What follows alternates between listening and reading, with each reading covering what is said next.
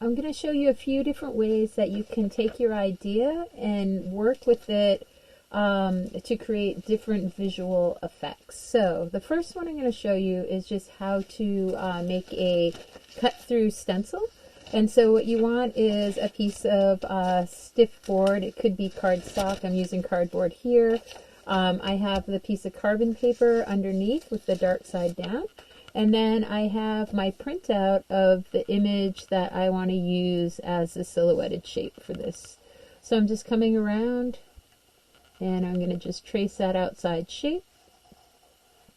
And I'm going to just shorten that leg because I don't want to have it go through. This idea here, making the stencil, works best if it's one shape and that the edges don't overlap. If I let that overlap, what's going to happen is I will not be able to get that interior space there.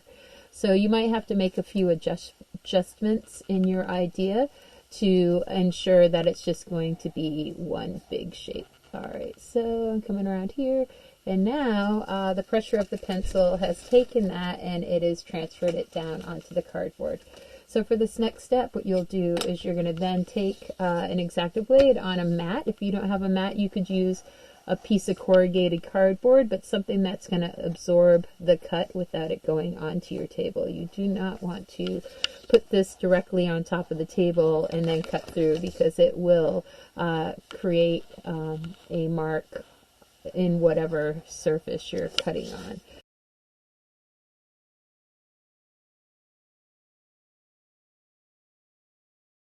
So now I have a positive, and I have this is a positive, and then I have a negative, which when I put paint through it, it will become a positive. You can also use the foam here. Now you could do the foam where you just trace this out, and then you could get a foam version of this, but it might be better this one, which is just a silhouette. This one can get interior details. So when you put it on the foam, you can get some of these other lines. Now the thing with the foam is that wherever you push down, it is going to print as white. So you might want to consider that as you are going around your details. So if you want something to stay black, trace around it instead of pushing down on top of it. And so I'm just going to come in here and I'm going to just try and bring in some of these details to make it a little bit more interesting visually.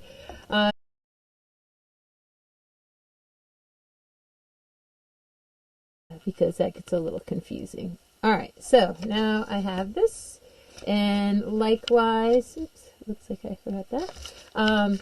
I will cut around this. But before I do that, I want to just reinforce all of my lines. So when you hold it on an angle, you can really see where those different lines are. And you want to just go in, not with a super sharp pencil, because that will rip the foam. You want to go in with a slightly dull pencil and sort of work it on the side. Because that's going to allow you to make an impression in the foam without ripping a hole in it. So you want to make sure that you don't rip a hole.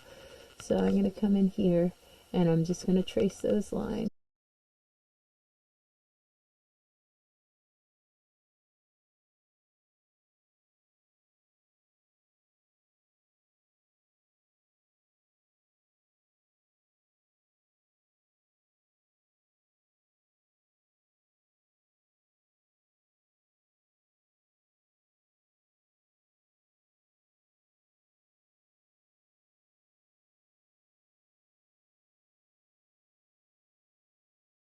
Alright, so once you have all of your details traced in, you will then go around and you can either use the blade to cut it, if you do that, or you can use scissors. Since I have the blade out here, I'm just going to use the blade because that keeps the foam flat, but you can easily do it with scissors as well. You can decide which one's more comfortable for you, so I'll show you that. You can also do it with scissors, just following the edge. The scissors in a way are a little bit faster, so I'm just going to come in here.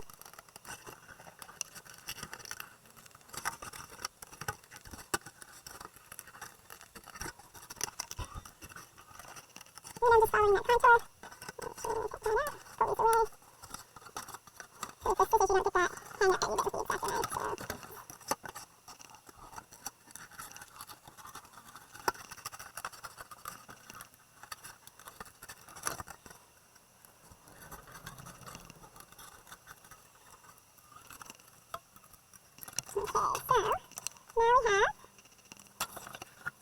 Versions of our original. We have one that will be making a print. This could be also used as a blockout stencil. We have one that is just the shape without any details, and then we have one that can be used as a push-through stencil or a overlay. So I will stop that there.